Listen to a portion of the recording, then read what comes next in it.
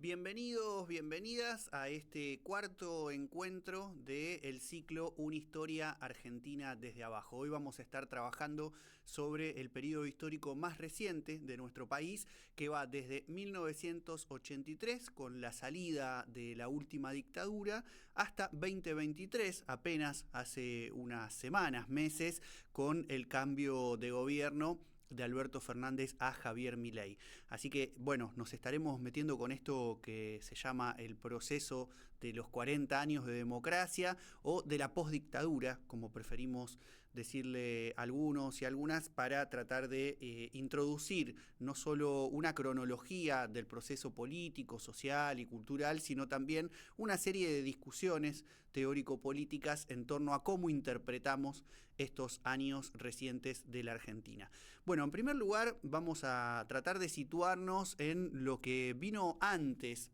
de ese proceso democrático de diciembre de 1983, con la asunción de Raúl Alfonsín a la presidencia, luego de las elecciones de octubre de ese año, para tratar de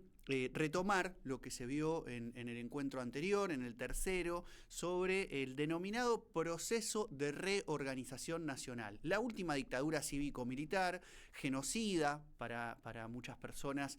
como caracterización de la centralidad que tuvo el terror, el ejercicio del terror desde el propio Estado a través de la Junta Militar. Pero lo que nos interesa destacar en esta ocasión es de algún modo las huellas de ese terror que quedan en el cuerpo social cuando los militares vuelven a los cuarteles, ¿no? Entonces, tres o cuatro cuestiones para situar a modo de introducción a este periodo de las últimas 4 décadas respecto de lo que pasó entre 1976 y 1983, ¿no? El carácter, como decimos entonces, reorganizador del golpe del 24 de marzo, la represión ilegal por parte del Estado y todo eso de algún modo en función de un proyecto de país, es decir, reestructurar la Argentina de modo tal de que se aniquile no solo la experiencia política mayoritaria realizada por nuestro pueblo en el marco del peronismo y las corrientes de izquierda, que también con el paso del tiempo y el contexto internacional, Revolución Cubana en América Latina, los procesos de liberación nacional en el tercer mundo, fueron acercando posiciones, ¿no?, entre la tradición de las izquierdas y cierta radicalización de la clase trabajadora y del movimiento peronista en los años 70. No me refiero solo a eso, sino también la matriz económica, es decir, cómo la última dictadura viene a reestructurar la Argentina en función de una primacía del capitalismo financiero y de quitar del medio ese proceso industrialista que de algún modo fue el que parió los grandes sindicatos de masas y por lo tanto el nivel de insurgencia obrera que se vivió en las décadas del 60 y del 70. Entonces, deuda externa y esclavitud financiera como elementos claves para interpretar ese periodo que van a marcar lo que viene a partir de 1983 y podríamos decir hasta el día de hoy, ¿no? Entonces, bueno, en esa secuencia aparecen las madres y las abuelas de Plaza de Mayo, como ya seguramente se vio en el encuentro anterior, es decir, ese movimiento de resistencia que surge de lo más elemental, que es el cariño que se tienen las personas al interior de una familia, cuando las militantes fueron detenidos, desaparecidos, ¿no?, por la dictadura para ser llevados a campos de tortura y de exterminio para luego ser asesinados. Bueno, en ese contexto surge la aparición de la Asociación Madres de Plaza de Mayo, la consigna, ¿no?, aparición con vida y luego juicio y castigo a los culpables, pero también las abuelas, es decir, las personas que ya empezaron a reclamar no solo por sus hijos, hijas desaparecidos, sino también por las madres que en cautiverio dieron a luz, ¿sí?, de manera clandestina y esos bebés fueron apropiados ilegalmente por los sectores militares. Entonces, aparece ese nuevo fenómeno, el pañuelo blanco, que va a recorrer como símbolo argentino el mundo entero, pero también, y algo que me interesa subrayar para ya meternos en el proceso del 83 al 2023, que muchas veces queda un poco como oculto, ¿no? O reducido a dos grandes jornadas que se vivieron en aquellos años, y es la resistencia obrera al golpe del 24 de 1976, el 24 de marzo, y la resistencia obrera a toda la dictadura durante todos esos años, casi 8 años, ¿no? Es decir, que lo que implicó en el año 79 la gran huelga general, la reorganización de la CGT y todo el proceso que va a desembocar luego en nuevos paros nacionales, la marcha de San Cayetano por paz, pan y trabajo, y todo el contexto en torno a la guerra de Malvinas en el año 82, no pueden ser comprendidos sino a través de ese proceso de resistencia obrera, que va a tener también elementos de sabotaje, el invento del trabajo a tristeza, ¿no? Como una cuestión argentina en torno a, bueno, si no se puede hacer huelga, sí podemos hacer sabotaje y, por ejemplo, trabajar de manera más lenta. Y cuando el patrón pregunte, decirle es porque estamos tristes, ¿no? Esas cosas que tiene este pueblo que parió, como decíamos, las madres, las abuelas, el trabajo a tristeza, y que junto con otros pueblos del mundo ejerció el derecho a la resistencia ante la opresión y en estos casos ante el terror. Esa experiencia resulta fundamental para entender por qué en la Argentina la dictadura no duró la cantidad de años que duró en otros países vecinos, o por qué ya entrados los años 80 y retirados los militares del gobierno, un gobierno civil pudo avanzar en el enjuiciamiento de los máximos responsables del genocidio. Bueno, en alguna medida esas cosas se pudieron hacer por las madres, por las abuelas y por la resistencia de la clase obrera. Por eso aparece siempre la discusión en el 83 en torno a qué pasó con la dictadura. ¿Se fueron los militares o los echamos como pueblo? Bueno, uno podría pensar que hay una combinación de factores, ¿no? Que de algún modo se los echó con todo ese proceso de resistencia, pero también se fueron en alguna medida habiendo cumplido con la misión de exterminar la perspectiva de la revolución, ¿no? El siglo XX es el siglo de la revolución en la Argentina, en América Latina y en el mundo entero, y en nuestro caso, con el proceso de reorganización nacional, la Argentina que queda es la que deja de hablar de una perspectiva de transformación radical de la sociedad en sentido revolucionario, cuestión que luego enlaza con el proceso de derrota de las luchas populares en todo el continente, fundamentalmente en el Cono Sur a través del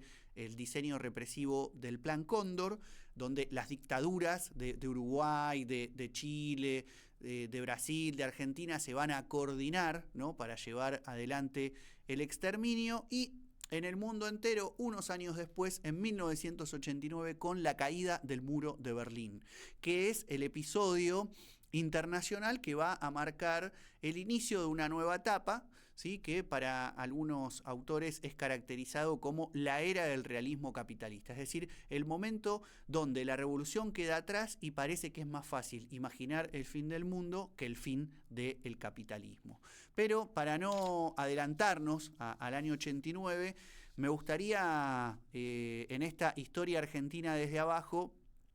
situar una primera cuestión para abordar el periodo de estos 40 años. En primer lugar, no vamos a seguir la secuencia de lo que sería una historia oficial desde una perspectiva estatal, ¿no? Que va fechando los procesos políticos, por ejemplo, a partir de los momentos de asunción de los presidentes, sino que aquí vamos a proponer, a forma de hipótesis de trabajo, la idea de ciclos de luchas, ¿no? A partir de los cuales podemos caracterizar estas 4 décadas en 3 bloques. En primer lugar, un ciclo de luchas desde abajo, caracterizado fundamentalmente por la resistencia y por una, digamos, incapacidad de parte de las luchas que se libran desde abajo de dar una respuesta positiva ante la pregunta por qué tipo de sociedad, qué forma de gobierno, ¿no? Qué proyecto de país, sino que los golpes fueron tan profundos, tan grandes, que le asestaron primero la dictadura y luego las continuidades de ese proceso en democracia, que las luchas desde abajo van a caracterizarse fundamentalmente por la resistencia. Entonces, primer ciclo, lucha desde abajo, 1983-2001, que es el proceso de enfrentamiento a el modelo neoliberal. Un segundo periodo, ¿sí?, que podemos caracterizar como el ciclo progresista, que va desde el año 2002 hasta el año 2015, y luego un tercer periodo que podemos caracterizar como de desorientación e incertidumbre, que es el que va desde el año 2015 hasta el 2023. Estamos grabando estas clases, estos ciclos de charlas ya a inicios del 2024, con un nuevo gobierno, un nuevo fenómeno político que no vamos a abordar en este análisis de los 40 años, así que bien cabe la pregunta de si no estamos ante la apertura de un nuevo ciclo. Pero bueno, eso lo dejamos pendiente para futuros encuentros que seguramente vamos a poder realizar. Entonces, para empezar esta caracterización de 40 años que tienen el rasgo distintivo de que hay una permanencia de gobiernos democráticos más allá de las distintas crisis, a diferencia del siglo XX, como decíamos, atravesado por las aspiraciones de los pueblos de llevar adelante revoluciones que cambien radicalmente la perspectiva de vida de las personas con mayor justicia, mayor igualdad, pero que también van a tener su contraparte en la escalada de golpes militares, ¿no? Entonces la Argentina va a vivir durante décadas una inestabilidad política que va a llevar a la alternancia entre dictaduras y gobiernos democráticos fuertemente condicionados, ¿no?, por, como se decía en aquellos años, el partido militar. Es la fuerza haciendo política en la sociedad argentina. Entonces, este primer ciclo, del 83 al 2001, que es el ciclo de instauración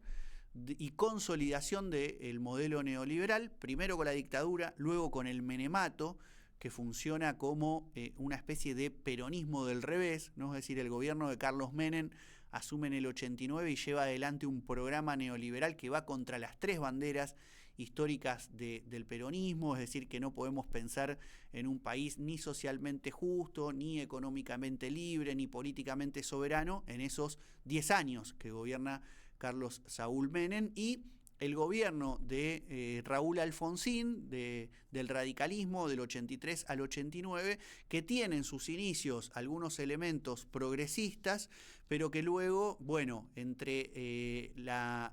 irradiación de la fuerza militar, las vacilaciones del propio proyecto y los condicionamientos seguramente ideológicos de esa experiencia hicieron que, bueno, naufraguen mucho de los vientos de cambio que se proponían a inicios de aquella gestión. Entonces,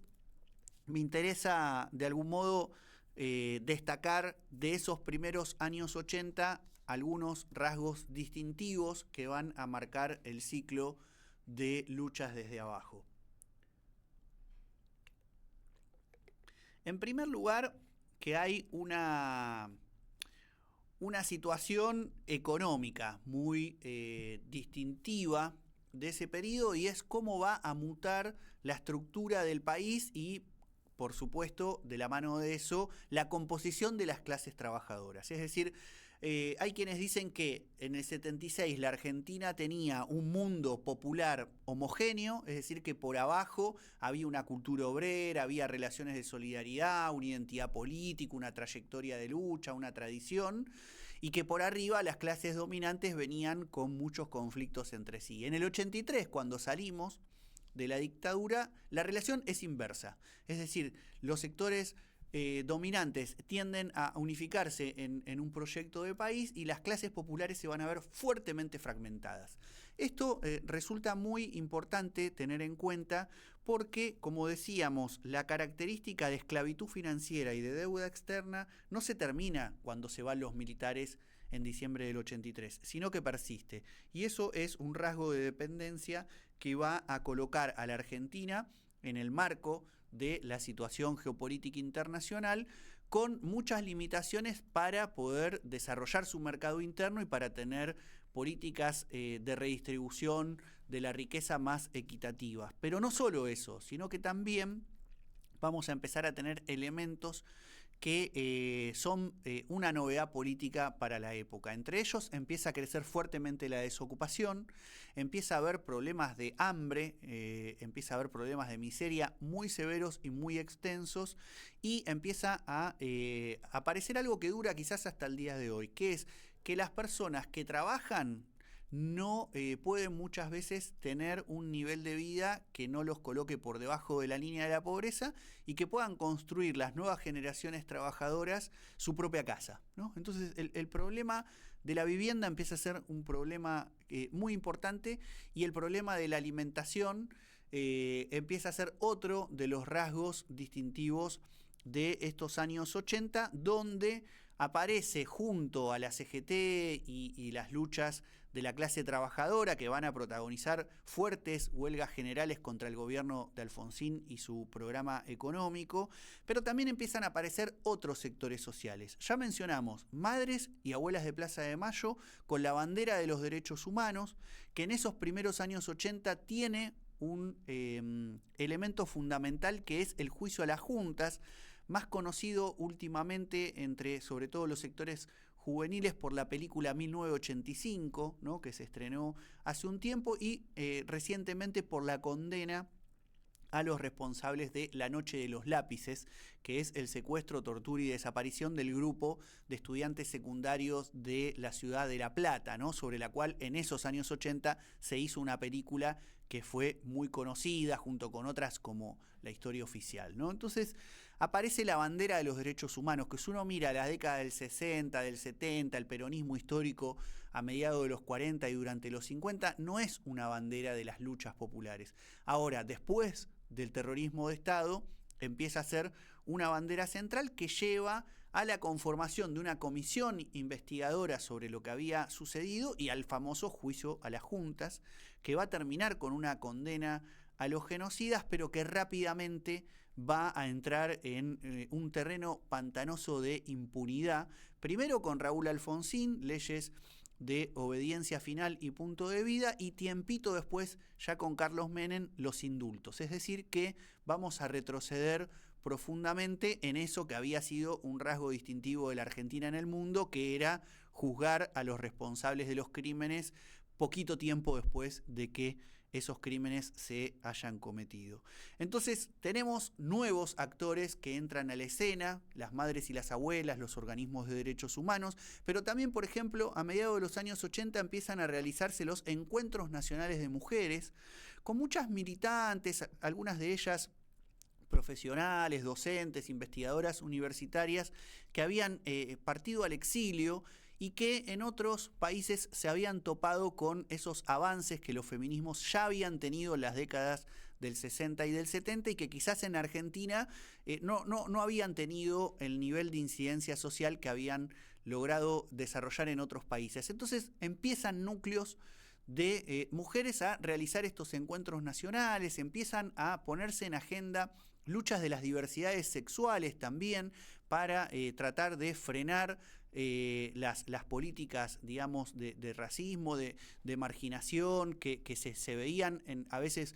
con otro tipo de sectores como la población negra, y que se empieza a tener también con las disidencias sexuales. Entonces empiezan a emerger y a proliferar nuevos vientos de discusiones en torno a la discusión sobre la posibilidad de elegir libremente qué hacer con nuestras vidas, ¿no? Y también en los sectores populares empieza a producirse una mutación muy grande, porque, claro, muchas personas ya no encuentran en el sindicato el lugar de organización natural, entre otras cuestiones porque empieza a ser cada vez más extensa la desocupación, y porque empiezan a entrar, como decíamos, en agenda de reclamos, de la mano de las necesidades que se padecen, otras reivindicaciones que ya no son la salarial, la de las condiciones laborales, sino, por ejemplo, la de la comida, ¿sí?, sobre todo para las infancias, las de tener una tierra para poder construir una vivienda, o la de poder acceder a servicios básicos como la conexión a las cloacas, a la luz, al gas, ¿no? Al tener calles asfaltadas, que no se inunde el barrio. Es decir, que lo territorial empieza a cobrar una centralidad que no había tenido en las décadas anteriores, donde lo prioritario y fundamental era la lucha sindical en los lugares de trabajo, ¿no? Por eso decimos que de algún modo son los elementos que en una sociedad fragmentada empiezan a pluralizar la lucha de clases de esos momentos. Otro elemento fundamental del periodo es la cuestión del rock en la juventud, ¿no? Es decir, que si el rasgo distintivo de las juventudes en los 60 y en los 70 van a ser el folclore, ¿no? Y la canción de protesta acompañando de algún modo las luchas políticas y sociales, a partir de los años 80, con lo que algunos caracterizan como la demorracia, es decir, ya no militares en las calles reprimiendo la lucha política, sino policías reprimiendo el accionar de las juventudes, sobre todo trabajadoras y de los barrios populares, empieza a verse un elemento contestatario que tiene que ver con las bandas, con los grupos que ensayan en garage, con los recitales que se improvisan en plazas, con los volantes que se reparten en ese tipo de eventos, los fanzines que empiezan a fabricarse para poner en circulación ciertas ideas de cuestionamiento del orden y la denuncia de ese accionar policial que reprime también a lo diferente, ¿no? Es decir, al que tiene el pelo largo, al que empieza a usar aritos, al que usa pantalones o camperas de cuero o de jean, el que usa cinturones o muñequeras de tachas, ¿no? El que se tiñe el pelo o se peina diferente. Es decir, que empieza a haber una represión muy profunda sobre esas nuevas expresiones de la juventud que van de la mano del rock. Entonces, lo que nos queda configurado en los años 80 es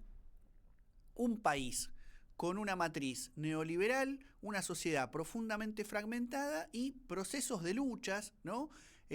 Caminos de resistencia que ya no son solo los de la clase trabajadora, que sobre todo en los años 80 cumplen un rol fundamental de la mano de la figura de Saúl Ubaldini y lo que se va a conocer como el programa de los 26 puntos de la CGT, que los recomendamos en nuestra página web. Está subido el material para que ustedes puedan consultarlo y ver cómo la clase obrera no solo lucha en los años 80 por salario, por mejores condiciones laborales, sino que también pelea por un proyecto de liberación nacional y de justicia social en relación a recuperar banderas de las luchas de los años 60 y 70. Cuestión que no va a suceder ya en la década del 90, donde la lucha sindical empieza a perder todavía más peso, pero además en un contexto en donde gran parte de los sindicatos se van a ver muy comprometidos con las privatizaciones llevadas adelante por Menem, que van a ser de algún modo los que hagan caer al país en una picada de desocupación.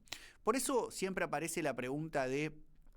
cuánto de la democracia que arranca en diciembre del 83 es una democracia real, efectiva, sustantiva, o cuánto en realidad es una democracia instrumental, ¿no? Muy atada a las formas que tienen que ver con presentarse a elecciones a través de partidos cada una determinada cantidad de tiempo, elegir diputados, senadores, ¿no? Concejales, legisladores provinciales, presidente, vicepresidente, y que funcione el Congreso, ¿no? Muchas veces llevando adelante leyes que son totalmente en contra de las grandes mayorías populares. Pero el elemento distintivo es que con esas características la democracia no deja de ser el rasgo de la época, ¿no? A diferencia de, como decíamos, el siglo XX, donde las luchas tienen el horizonte de la revolución. Parece ser que ya en estos últimos 40 años esa idea empieza a quedar enterrada en Argentina y en el mundo,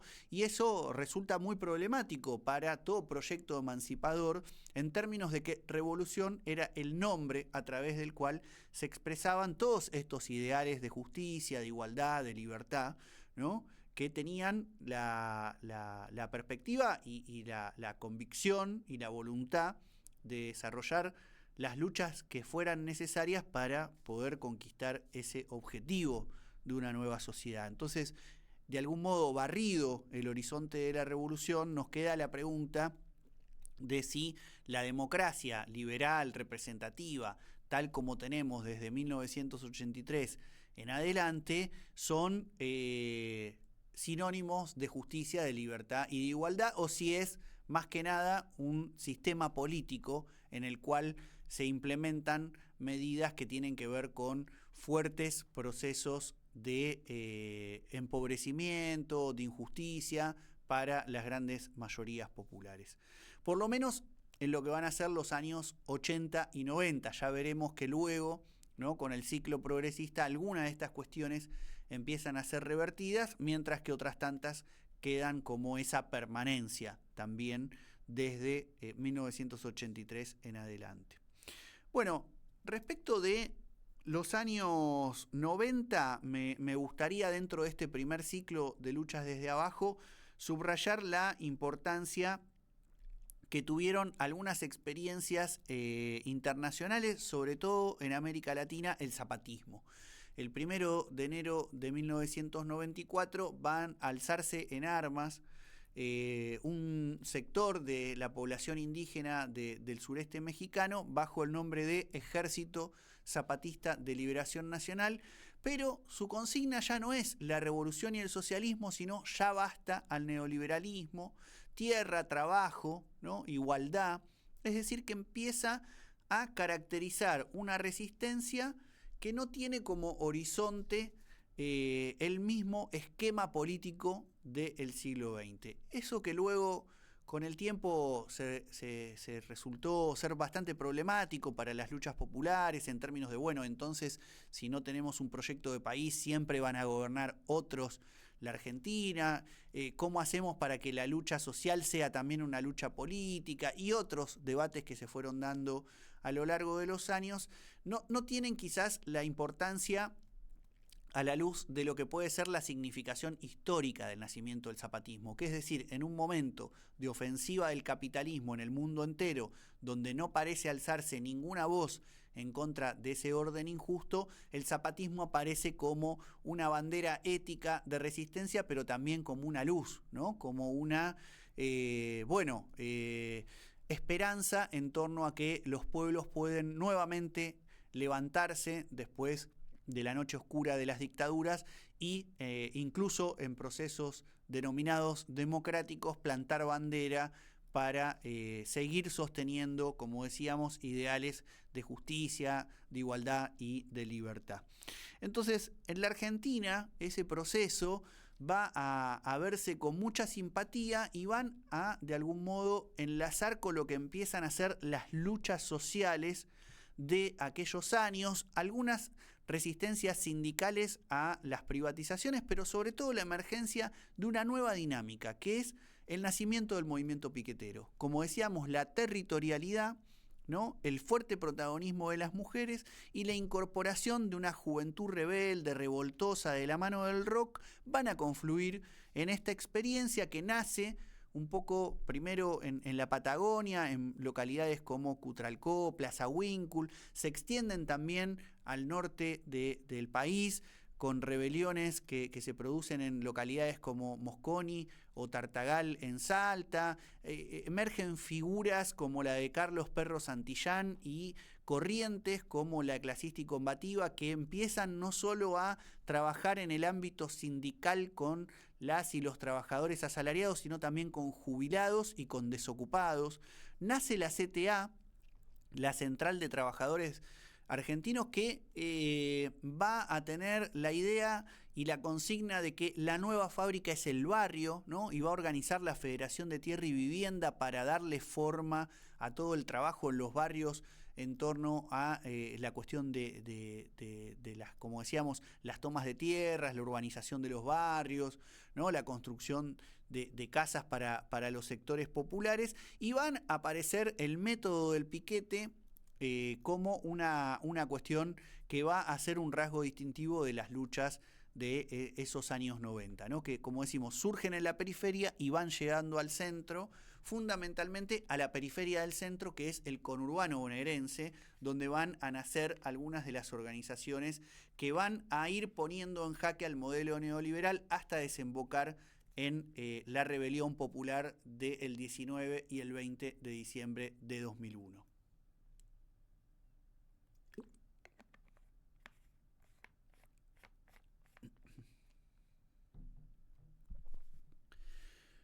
Movimiento piquetero,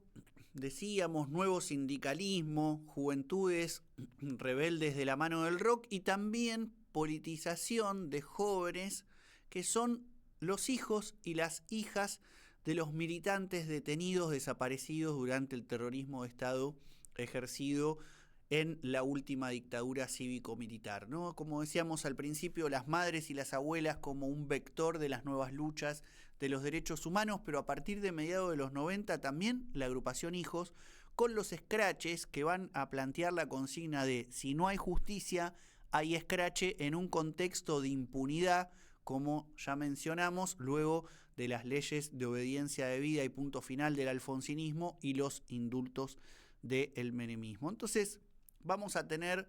este primer ciclo caracterizado por la territorialidad, la participación fuerte de mujeres y de jóvenes y una fuerte radicalidad en las luchas sociales que tienden a ser fragmentarias, que tienden a ser locales, que tienden a tomar reivindicaciones específicas de sectores determinados y no un planteo para el conjunto de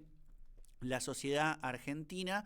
porque su rasgo distintivo, como decimos, es la resistencia. Luego, este periodo va a, tener el 19 y 20 de diciembre esa rebelión como un momento de esplendor, ¿no? Como un momento en donde el ya basta se extiende al conjunto del país y a las políticas neoliberales desarrolladas ya por un nuevo gobierno que en 1999 asume con la alianza entre el radicalismo y el frepaso, ¿no? Que es un conglomerado de sectores que se habían ido del peronismo por las políticas antipopulares de Carlos Menem, que confluyen y ganan las elecciones con el radical Fernando de la Rúa como presidente, con Chacho Álvarez, que venía de ser una figura muy importante también en el mundo intelectual en los años 80 como vice, que rápidamente va a renunciar y por lo tanto en diciembre del 2001 va a caer estrepitosamente el gobierno de la Rúa, que sostiene el modelo de Menem, ¿no? Incluso con algunas figuras como el ministro de Economía Cavallo, que va a hacer una continuidad de ese proceso, que va a entrar en una crisis tremenda de saqueos, de luchas, ¿no? De gobiernos que intentan empezar a funcionar y no pueden, ¿no? Es el momento en donde cae un presidente tras otro, son varios presidentes en pocas semanas, hasta que finalmente asume la presidencia interina Eduardo Duhalde, que venía tratando de ser presidente y en una disputa con Carlos Menem y con un control del aparato del peronismo bonaerense, que como decíamos durante 10 años estuvo más comprometido con las políticas de opresión, de explotación, ¿no? Del pueblo argentino que con las de soberanía nacional y justicia social. Ese gobierno, el de Duhalde, que ya era un gobierno interino, va a terminar además antes su mandato que lo que estaba previsto y convocar a adelantar las elecciones luego del episodio trágico de los asesinatos de Maximiliano Costecchi y Darío Santillán, los jóvenes militantes de la coordinadora Aníbal Verón, parte de los grupos del movimiento piquetero que toman los nombres de otras personas asesinadas en luchas sociales durante esos años, como también Teresa Rodríguez, ¿sí? Víctor Choque, Oscar Barrios, varias decenas de personas que son asesinadas en las protestas sociales de esos años van a ser tomadas como bandera por los nuevos movimientos que luego de diciembre del 2001 tienen un proceso de radicalización, de confrontación, de enfrentamiento que termina con esta advertencia mortífera del gobierno de Duhalde que dice los cortes de ruta serán declarados por el gobierno como una situación de guerra. Y bueno, la respuesta fue acorde a ese tipo de declaraciones con una represión brutal el 26 de junio del 2002 que termina con estos asesinatos en Avellaneda y que empiezan a delinear lo que podría ser una salida autoritaria y abiertamente represiva a la crisis del 2001, pero que sin embargo tiene que recular, tiene que retroceder. ¿Por qué? Por la movilización del pueblo.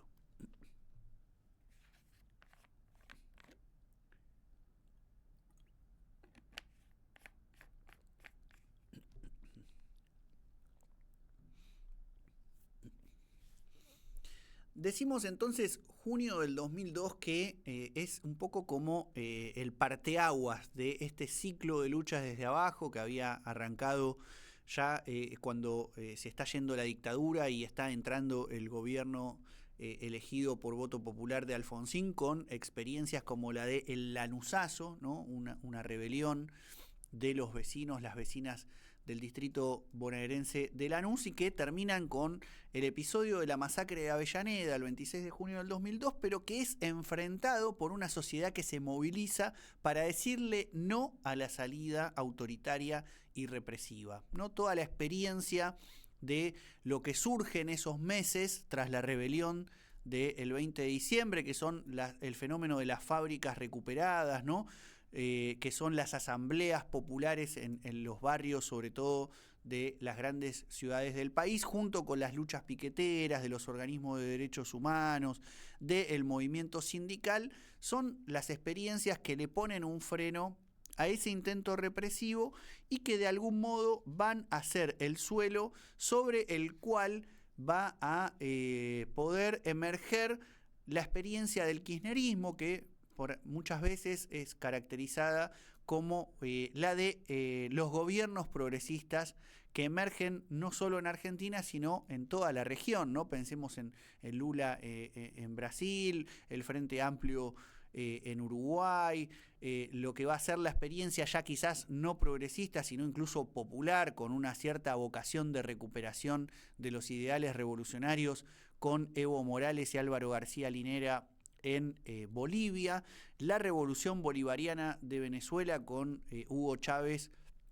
tratando de introducir también discusiones como la del socialismo del siglo XXI, ¿no? Y tener una cierta conexión con la experiencia cubana que todavía tiene a Fidel Castro en vida como un emblema de esa conexión entre el siglo XX y el siglo XXI, ¿no? Y eso va de algún modo a inaugurar este nuevo ciclo que caracterizamos como el ciclo progresista, donde ya no van a tener tanta centralidad las luchas desde abajo, ¿no? La resistencia social, sino que empieza a haber una recuperación de ciertas perspectivas de que el Estado frente al mundo neoliberal logre recobrar márgenes de autonomía para el país, que pueda constituirse un proyecto latinoamericano que pueda ser un actor en el nuevo mundo neoliberal, donde parecía que solo Estados Unidos podía, a través del proyecto del ALCA,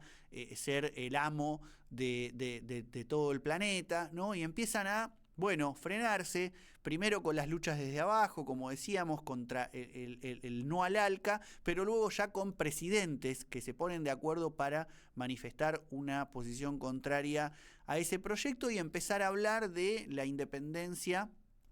¿no? De esta región, retomando los viejos ideales de los procesos independentistas. Claro que este tipo de gobiernos encontraron muchas limitaciones, no solo por el modo en que van a tratar de hackearlo los sectores de poder, sino también por sus propias limitaciones. Por ejemplo, en Argentina, a diferencia de Bolivia y de Venezuela, no se modifica la Constitución, que había sido reformada en el 94, ¿no? De algún modo consolidando el proyecto de victoria de las clases dominantes que se inicia con la dictadura del 76,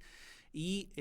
tampoco se modifica el Estado. Es decir, que el gobierno de Néstor Kirchner primero, de Cristina Fernández después, van a tener otro tipo de políticas diferentes a las del menemismo y a las del radicalismo en los 80, quizás con mayor equidad social, ¿no? Apuntando a una redistribución más justa de la riqueza, reivindicando una mirada histórica, ¿no? de la Argentina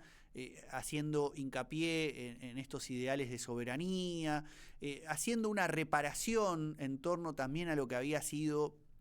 el genocidio de los años 70, volviendo a abrir los juicios contra los militares, ¿no? Inaugurando espacios de la memoria allí donde había primado el horror, tomando ciertas reivindicaciones como la necesidad de hacer más plural y democrática la comunicación totalmente concentrada por monopolios de empresas que tomaban a esta realidad como un mero negocio, ¿no? Es decir,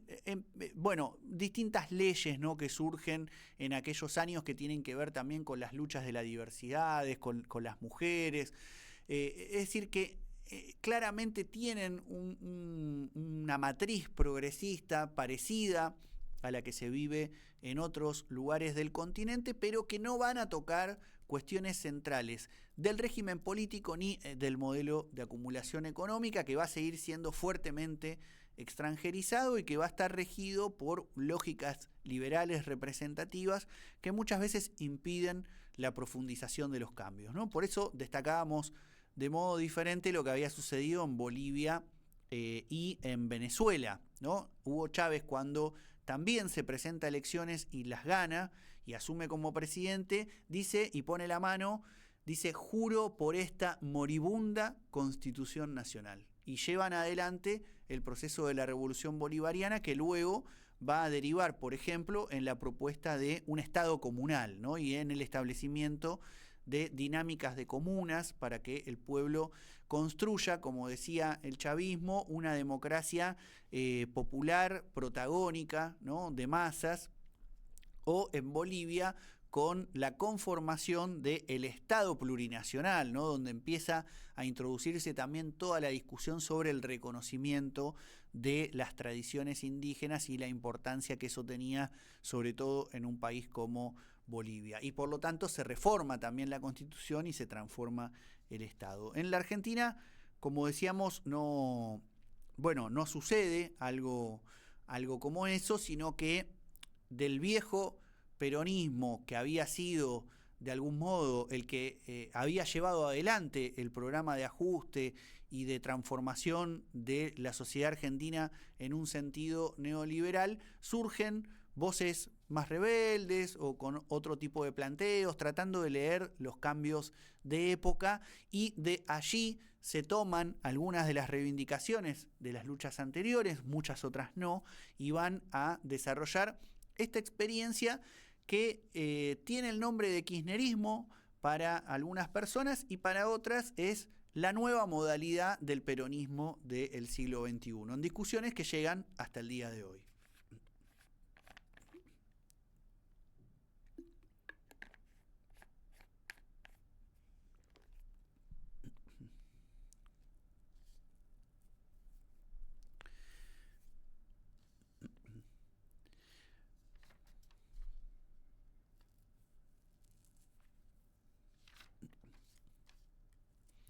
Bien, decíamos entonces un ciclo de experiencias progresistas que va a vamos de nuevo. Decíamos entonces un ciclo de progresismos que van a tener procesos de avance, procesos de estancamiento e incluso procesos de retroceso en algunas discusiones, por ejemplo, que se había ido dado la militancia en el periodo previo de luchas desde abajo, que derivan de algún modo en un nuevo ciclo que podíamos caracterizar, decíamos, como de inestabilidad e incertidumbre. Es decir que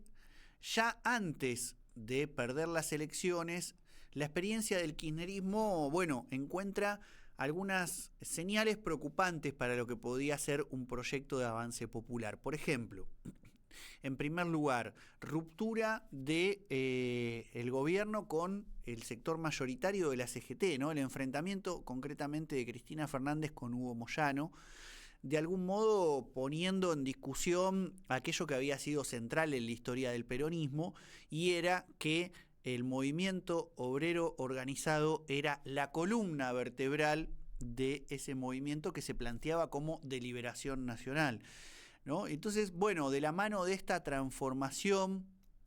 de la sociedad argentina, de la emergencia de nuevos sectores sociales, de nuevas agendas, etcétera, parece empezar a quedar desdibujada la discusión en torno a la importancia del protagonismo de la clase que produce el mundo, ¿no? De la clase mayoritaria de las sociedades capitalistas, que es la de la clase obrera, que es la de las experiencias sindicales, y que empiezan a tener también un rasgo de incomodidad en torno a la dificultad por resolver problemas estructurales como los de la pobreza. Si bien desciende la desocupación, la indigencia y la pobreza fuertemente durante todos aquellos años, queda un núcleo de la población muy importante que no logra ingresar al mercado formal de trabajo, que ya es de por sí un mercado bastante informal y bastante precarizado en franjas muy grandes de la población trabajadora. Entonces, bueno, se abre una paradoja que, por ejemplo, para el caso del peronismo no se había producido en su historia desde 1945 en adelante, que es que el peronismo pierde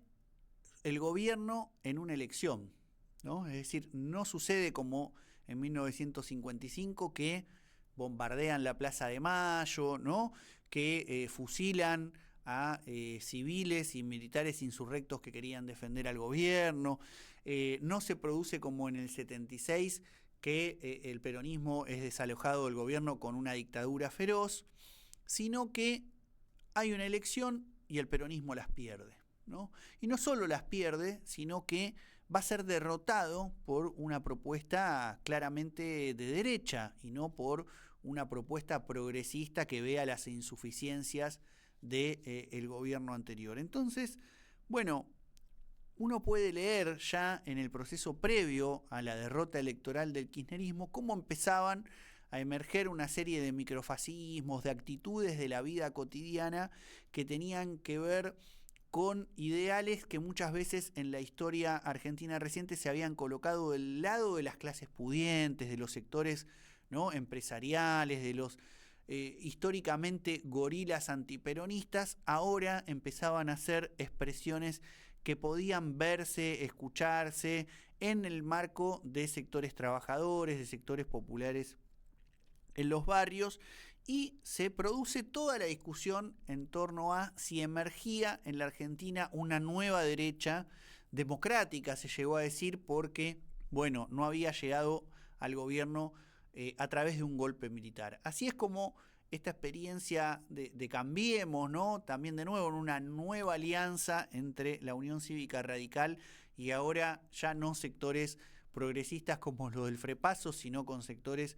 de una nueva derecha como la del PRO, ¿no?, que nace como una experiencia municipal en la ciudad de Buenos Aires y va tratando de nacionalizarse con figuras más vinculadas a la farándula de la televisión, del mundo de las empresas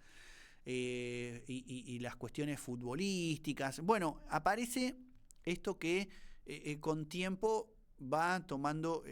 como casi todas las experiencias en Argentina, nombres propios, ¿no? El macrismo, ¿no? Entonces, bueno, es un ciclo que da inicio fuertemente a situaciones de incertidumbre, de mucha confusión,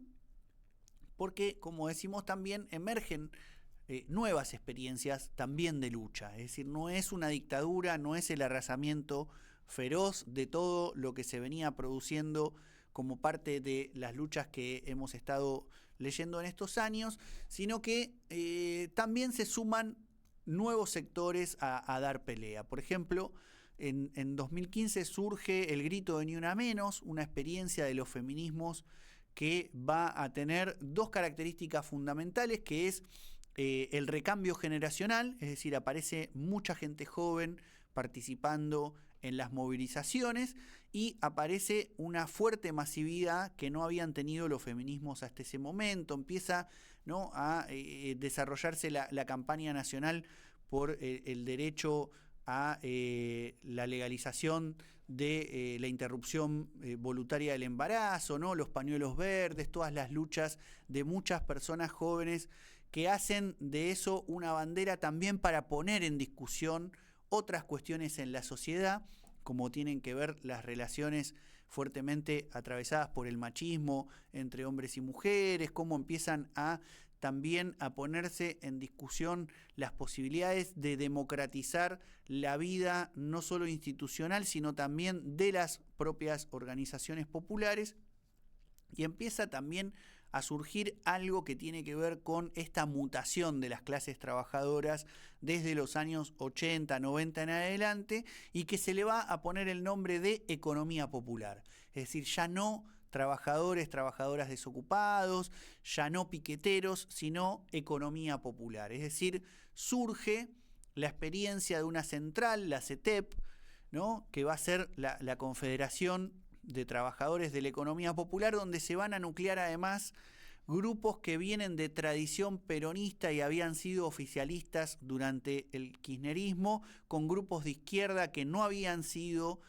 oficialistas en aquellos años, ni tenían una identidad más vinculada a lo nacional popular, confluyen con una agenda común que con el tiempo va a tomar el nombre de Tierra, Techo y Trabajo, ¿no? Es decir, que con el paso de los años, ¿no?, primero la CETEP en 2011, luego lo que se va a conocer como el Triunvirato de San Cayetano por la marcha de agosto de 2016 que hace la CETEP ya con la CCC, la Corriente Clasista y Combativa, con Barrios de Pie y con muchas otras organizaciones que se van sumando a ese triunvirato, que va a desembocar luego en la conformación de la UTEP, la Unión de Trabajadores y Trabajadoras de la Economía Popular, en un intento por recuperar la tradición sindical, ¿no?, típica del peronismo, pero también de las corrientes socialistas, anarquistas, que ya desde fines del siglo XIX fueron conformando el movimiento obrero organizado en la Argentina, con cooperativas, con mutuales, con bibliotecas populares y con sindicatos en los lugares de trabajo, y esta nueva experiencia de los nuevos movimientos sociales, ¿no?, valga la redundancia, es decir, la tradición del sindicalismo y las experiencias de los nuevos movimientos sociales tratando de confluir en una nueva herramienta de lucha, de organización que ponga en el centro la territorialidad, la construcción comunitaria, ¿no?, la importancia de todo ese tejido social en los barrios, pero también de todas esas formas de trabajo asociativo, autogestivo, que surgió a partir de esas experiencias que ya no son las del trabajador y la trabajadora que están en el mundo asalariado, pero que tampoco son desocupados, sino personas que trabajan cada día, pero que ponen su trabajo en el marco de emprendimientos personales o familiares, o en el marco de experiencias más colectivas de tipo asociativa o cooperativa. Esos son, de algún modo, ¿no?, los feminismos y las economías populares que luego en algunos momentos encuentran puntos de contacto, por ejemplo, con el nacimiento de aquello que ya se llama como feminismos populares, ¿no?, que empiezan a marcar una nueva agenda y empiezan a obtener conquistas en medio de la ofensiva neoliberal desarrollada por el nuevo gobierno de Mauricio Macri, ¿no?, desde diciembre de 2015 y profundamente desde inicios de 2016. Es decir, que se produce también esta paradoja, que es que algunas reivindicaciones que quizás no habían sido tenidas en cuenta por el progresismo en el gobierno anterior, empiezan a conquistarse o empiezan a delinear caminos de victorias futuras a partir de esta resistencia a esta nueva etapa neoliberal. Así es como va a darse una fuerte lucha por la ley de interrupción voluntaria del embarazo, que va a terminar siendo conquistada durante el gobierno siguiente, pero que va de algún modo a cocinarse en todos esos años, y las economías populares van a conquistar la ley de emergencia social, ¿no?, que es la que va a determinar que montones de personas perciban un salario social complementario. Se empieza a dar una disputa también por el lenguaje en términos de no ya un plan social, sino un ingreso que complemente aquellos que las personas van generando en su propio trabajo cotidiano. Esas experiencias, de algún modo, junto con la movilización sindical que se va a ir dando más lentamente, pero que va a tener su momento cumbre en diciembre del 2017, cuando el proyecto neoliberal encabezado por Mauricio Macri trate de avanzar sobre cuestiones centrales como la reforma previsional, ¿no? Y va a, bueno, terminar con una batalla campal en la Plaza de los Dos Congresos y una movilización muy masiva donde confluyen diferentes sectores populares para tratar de ponerle un freno a ese intento de profundización de la Argentina neoliberal por parte del gobierno de Cambiemos. Y de algún modo uno puede pensar que diciembre del 2017 es el momento donde ese proyecto empieza a caer, ¿no? De algún modo la derrota electoral de esa propuesta 2 años después está íntimamente conectada con esas luchas de los sectores del feminismo y su recambio generacional y su masividad, con la organización de la experiencia de la economía popular, con los intentos de confluencia con el sindicalismo de las trabajadoras y los trabajadores asalariados y con la recuperación de una cierta memoria del peronismo y del ciclo progresista que hace que se conforme, ¿no?, el Frente de Todos, como se denominó, es decir, una experiencia electoral amplia, generosa, que albergue sectores con los cuales se había de algún modo caído en enfrentamientos por diferentes orientaciones que sus actores habían tomado en los últimos años, en muchos casos con orientaciones profundamente antipopulares, pero que en el contexto de crisis que se vive en ese momento del 2018-2019, se decide de algún modo dejar a un costado para tratar de tener una experiencia de gobierno que contemple la mayor amplitud posible, puesto que en 2015 había quedado claro que el proyecto que venía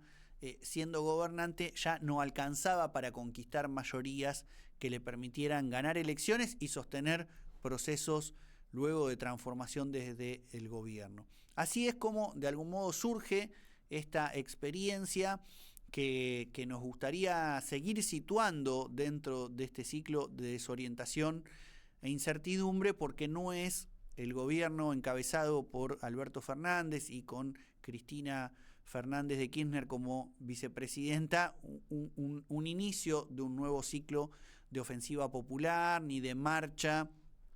hacia procesos de transformación que conquisten, ¿no?, soberanía nacional y justicia social, sino que es un gobierno, bueno, que se conforma como una coalición amplia para frenar el neoliberalismo y tratar de ir recuperando al menos algunas cuestiones que se habían ido perdiendo en los últimos 4 años. Pero como todas sabemos, a este proceso de algún modo lo corta por el medio, ni bien arranca su gestión, la pandemia mundial del COVID, ¿no?, donde los países del mundo se van a ver paralizados, la economía va a entrar en una fuerte crisis a nivel mundial, y en la Argentina se van a producir algunas características, a diferencia de otros lugares, que en una historia desde abajo nos interesa subrayar.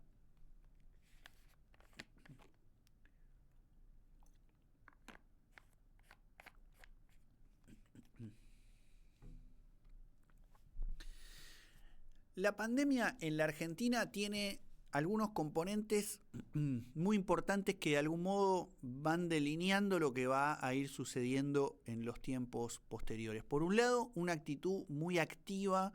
por parte del Estado en términos de tratar de priorizar los cuidados de la vida, ¿no?, de tratar de resolver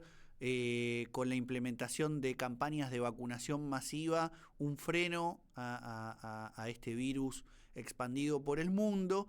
Va a haber algunos niveles de acompañamiento económico a los sectores más golpeados por estas situaciones de recesión, pero también va a encontrar fuertes limitaciones que se da incluso desde su propia concepción en términos de lo que estaba pasando. Por ejemplo, cuando surge el ingreso federal de emergencia, ¿no?, como una forma de poder asistir a todas aquellas personas que no podían percibir su salario porque no lo tenían, porque sus modos de trabajo eran por fuera del mercado formal laboral, se calculaba una cifra muy menor a la que finalmente terminó siendo, es decir, se pensaba que podían ser 3, 4 millones de personas cuando se anotaron 12 y terminaron percibiéndolo 9, es decir, 9 millones de personas estaban en condiciones de percibir ese ingreso federal de emergencia, con lo cual se daba cuenta de que la situación de transformación de las clases trabajadoras en los últimos años había sido mucho más profunda de lo que estos sectores de la dirigencia política podían estar imaginando. Dato que de algún modo muestra la profunda desconexión que la dirigencia política, incluso peronista o progresista, podía tener respecto del mundo popular y de sus transformaciones en los últimos años. Y de la mano de esto también aconteció que en la Argentina, además de esas políticas estatales, muchas cuestiones se pudieron resolver por el entramado comunitario desarrollado a nivel territorial por las denominadas organizaciones sociales, ¿no? O sea que vemos que parte de todas esas luchas, ¿no?, por ocupar tierras y construir viviendas, por cortar rutas para reclamar por trabajo, que todo ese proceso que se fue dando en la mutación de aquellos que siendo parte de la clase trabajadora ya no tenían un trabajo formal y percibían un salario, cuando estalló una situación crítica como la de la pandemia, fueron el entramado, ¿no?, fundamental que permitió constituir esa red que salvó muchas vidas, que acompañó muchas políticas de asistencia allí donde el Estado quizás no podía llegar y que empezó a marcar una agenda en función de eso que había sido el inicio del proceso de tierra, techo y trabajo en vínculo con los trabajadores sindicalizados como formas de intentar recrear una nueva columna vertebral para que un movimiento político que se plantee la justicia social y la soberanía nacional tenga bases sólidas sobre las cuales afincar esas confrontaciones fundamentales que podrían producirse en caso de tener la decisión política de avanzar para las transformaciones. Pero también aconteció el lado B, digamos, de esto que estamos comentando y que tiene su conexión ya con los cacerolazos, por ejemplo, que se hacían contra el gobierno de Cristina Fernández en sus últimos tiempos, que tenían que ver con esos microfascismos que decíamos circulaban en el día a día de boca en boca en el mundo popular, tratando de dirigir toda esa bronca por las frustraciones y por los problemas que se padecían en el día a día, no de manera vertical contra los responsables, los que estaban allí arriba, determinando políticas fundamentales para que nuestras vidas sean más injustas y más dolorosas, sino contra el vecino, contra la vecina, contra el compañero o la compañera de trabajo, contra un familiar, etcétera, etcétera, ¿no? Es decir, la violencia horizontal que se desata cuando aparecen la proliferación de este tipo de microfascismos. Y así es como, de algún modo, se va cocinando toda una situación muy novedosa que para muchas personas era inimaginable apenas tiempo después, y es una radicalización de sectores de la juventud fundamentalmente que no se van a canalizar como históricamente se supieron canalizar, vías el peronismo o un corrimiento a la izquierda de determinadas posiciones, sino con una mezcla de conservadurismo, con invención de una derecha más ligada a las dinámicas de la vida cotidiana y que pusieron mucho el eje en la discusión sobre el confinamiento, digamos, la especie de situación de encierro, de prisión vivida como parte de las políticas sanitarias, de algún modo, del gobierno del Frente de Todos, tratando de priorizar la vida frente a un virus como el que circuló en el año 2020 y 2021, y también el uso de nuevas tecnologías, esta nueva también forma de trabajo muy individual, a diferencia del viejo movimiento obrero, ¿no?, concentrado numéricamente en lugares centrales y claves donde se producía una sociabilidad, y todo eso va a ir conformando, ¿no?, una situación que, junto con la crisis interna del gobierno del Frente de Todos, discusiones entre presidente y vicepresidenta, entre sectores sociales y políticos que acompañaban a uno u a otro, para quienes sostenían que había que tomar una posición más dura frente a la deuda externa y quienes pensaban que había que tratar de resolver como se pudiera la situación con el Fondo Monetario Internacional, quienes entendieron que no se priorizó la agenda social y de redistribución más equitativa de la riqueza. Bueno, en fin, las discusiones que se dieron al interior de la coalición gobernante, sumado a las frustraciones, los padecimientos y las situaciones que introdujo la pandemia y las nuevas configuraciones en el mundo social contemporáneo, dieron como resultado la emergencia ya no de una derecha neoliberal como la que había ganado las elecciones en 2015, sino este nuevo fenómeno de un libertarismo, ¿no?, que trata de tener una posición extrema respecto de los postulados de las derechas, y que sin territorialidad, sin organización social, sin medios de comunicación, etcétera, etcétera, va a, bueno, hacer esta cruzada que lleva a lanzar una candidatura para la cual nadie pensaba que podía ganar las elecciones y finalmente terminar ganándolas, partiendo la experiencia de la derecha anterior de Juntos por el Cambio con un sector que la acompaña, y que van a dar como resultado este nuevo gobierno de Javier Milei, Victoria Villarruel, ¿no?, con La Libertad Avanza, y un acompañamiento de sectores como Patricia Bullrich del PRO, siendo una de las funcionarias centrales que se propone llevar adelante una política represiva para sostener todo este, momento en el cual, todas las situaciones de padecimientos para las grandes mayorías se ven profundizadas, ¿no?, con salarios congelados, con aumento estrepitoso en el precio de los alimentos, con, todo un nuevo contexto que quizás amerita empezar a pensar que estamos a las puertas de un nuevo y cuarto ciclo de estos últimos 40 años de democracia o de postdictadura en la Argentina. Bueno, como habrán visto, es un recorrido muy veloz, ¿no?, tomando en cuenta sobre todo el proceso de las luchas para dar cuenta de estas últimas 4 décadas en el país, que de algún modo buscan funcionar como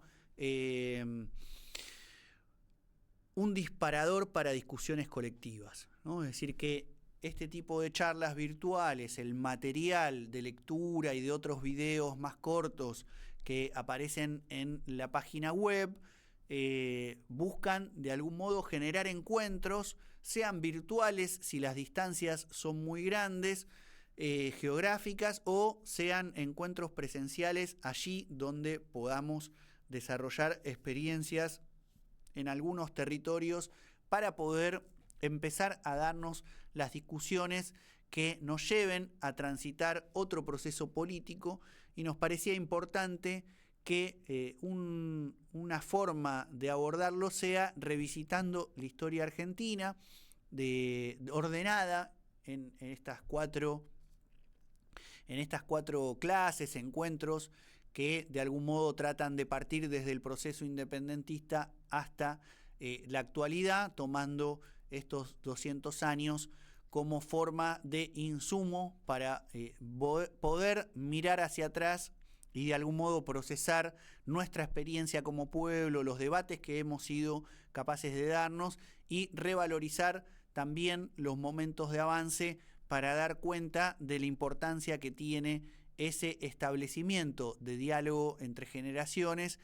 y que nos permitan retomar la iniciativa para seguir discutiendo las cuestiones fundamentales que hacen a todo proyecto que no solo es de lucha social, de disputa y confrontación política, sino también que es un proyecto que necesita tener su sustento cultural en términos de una perspectiva ideológica, de una mirada sobre la historia y de una programática que sirva para poder avanzar en un proyecto real de transformación para las generaciones futuras. Así que bueno, hoy damos por terminado entonces este encuentro que trató de pensar el proceso entre 1983 y 2023 para sostener una perspectiva popular sobre una historia argentina desde abajo.